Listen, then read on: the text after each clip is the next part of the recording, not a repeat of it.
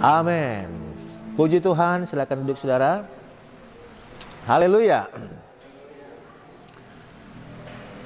Saudara terkasih, berbicara tentang menjadi orang Kristen atau orang beragama, apapun agamanya, itu ada banyak faktor.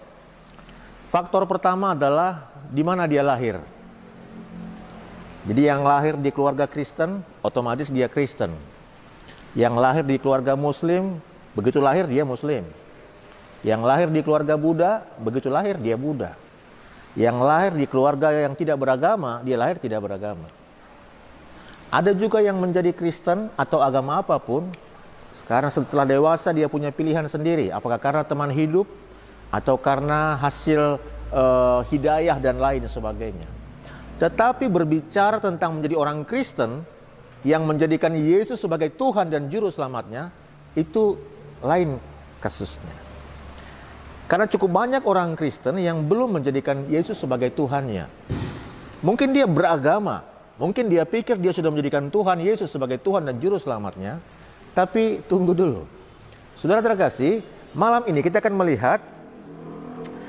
melihat dengan sederhana saja, bagaimanakah kita sampai di tahapan menjadikan Yesus sebagai Tuhan dan Juru Selamat kita.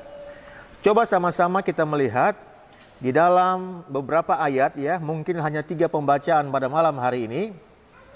Yang pertama, kita melihat di dalam Lukas pasal 5 ayat 4 sampai 6.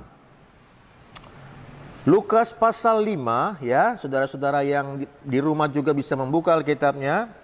Lukas pasal 5 ayat 4 sampai ayat 6. Ayo kita sama-sama baca pada hitungan yang ketiga. 2, 3.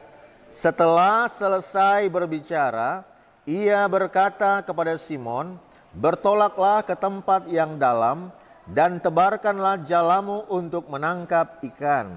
Simon menjawab, "Guru, telah sepanjang malam kami bekerja keras dan kami tidak menangkap apa-apa, tapi karena engkau menyuruhnya, aku akan menebarkan jala juga." Dan setelah mereka melakukannya, mereka menangkap sejumlah besar ikan, sehingga jala mereka mulai koyak. Rasanya tidak berlebihan kalau di antara kita ini, semua yang hadir ini, satu waktu pernah mengalami kegagalan total. Dan yang paling menyakitkan adalah kalau kita gagal di bidang di mana itu spesialisasi kita.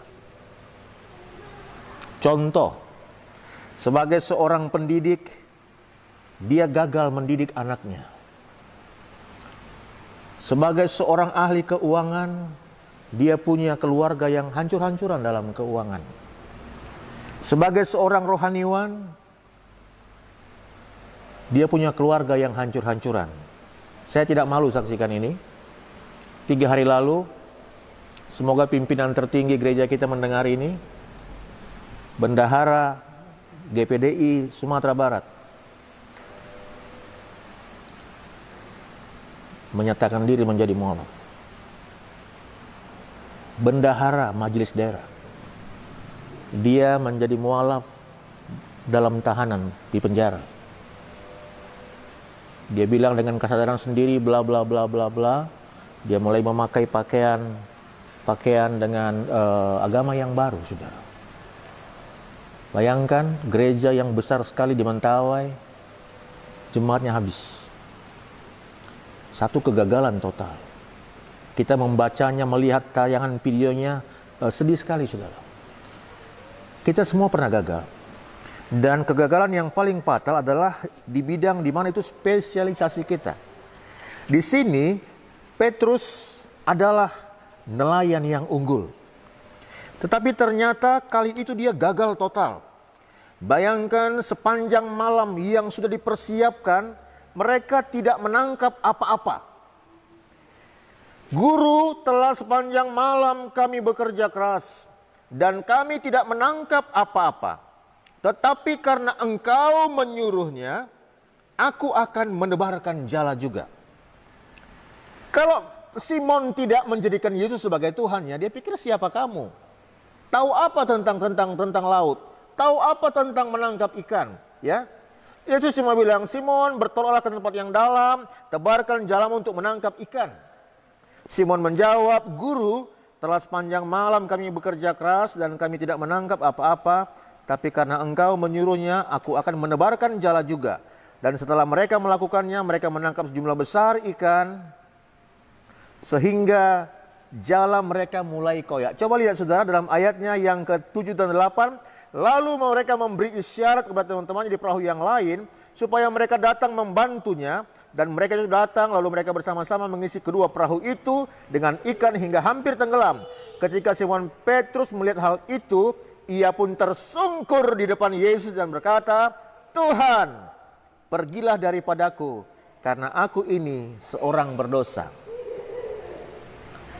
Salah satu bagian awal di mana Petrus mengakui ketuhanan Yesus, menjadikan dia Tuhan dan Juru Selamatnya, adalah pada waktu dia menundukkan diri serendah-rendahnya saat dia gagal total dan dia berserah kepada Tuhan.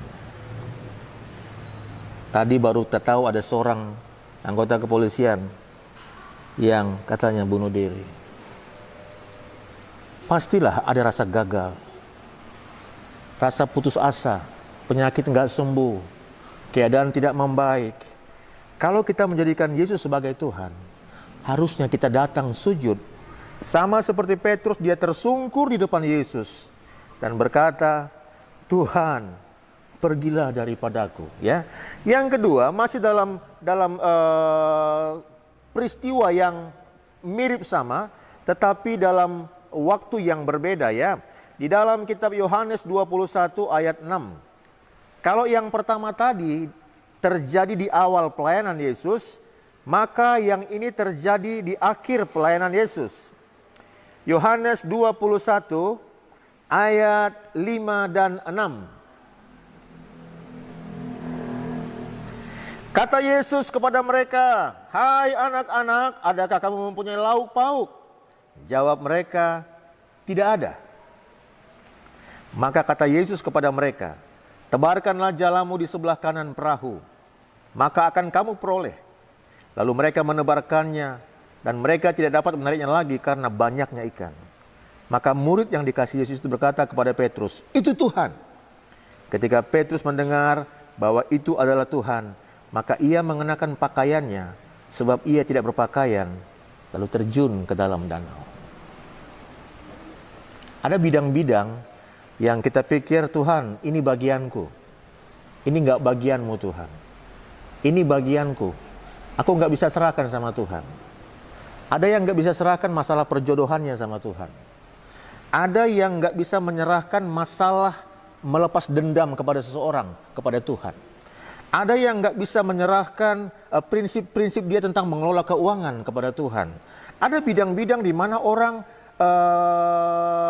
menyimpan sesuatu, ini bukan bagianmu Tuhan. Tapi kita melihat di sini bagaimana di akhir pelayanan Yesus saat murid-murid kembali gagal, bukan saja gagal nggak mendapat ikan, tapi mereka meninggalkan panggilan. Mereka meninggalkan panggilan menjadi murid Yesus dan mereka sekarang kembali ke pekerjaan yang lama. Mereka gagal dalam beberapa tahapan kehidupan. Waktu Yesus berkata, anak-anak, adakah kamu mempunyai lauk pauk? Jawab mereka, tidak ada. Maka kata Yesus kepada mereka, tebarkanlah jalamu di sebelah kanan perahu, maka akan kamu peroleh. Kembali seperti di awal pelayanan Yesus. Murid-murid yang pakar-pakar ikan itu, pakar-pakar lain itu, diajari seperti orang yang baru tahu, yang nggak tahu apa-apa. Tebarkan jalamu di sebelah kanan perahu, maka akan kamu peroleh. Mereka sudah menebarnya mungkin kemana-mana, keliling-keliling saudara, tidak ada hasil. Tapi begitu mereka melakukannya, mereka hampir tidak dapat menariknya, saking banyaknya ikan. Sementara mempersiapkan tadi saudara, aku jujur menangis di kursi berkata, Tuhan, aku sangat membutuhkan rema malam ini. Aku sangat membutuhkan rema malam ini. Tadi saya sempat agak takut menerima 2 telepon menjelang kebaktian ini saudara. Aduh, pemborong yang akan membangun gereja kita. Akhirnya saya tengok SMS-nya, Pak minta izin, besok material sudah masuk.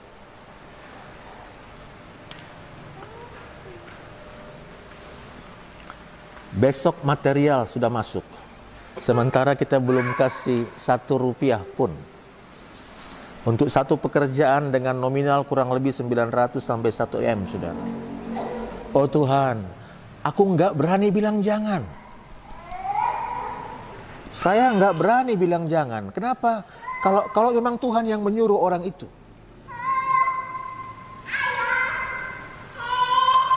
Bagaimana dia berani memulai satu pekerjaan, memasukkan material untuk jumlah yang besar tanpa menerima 1 rupiah.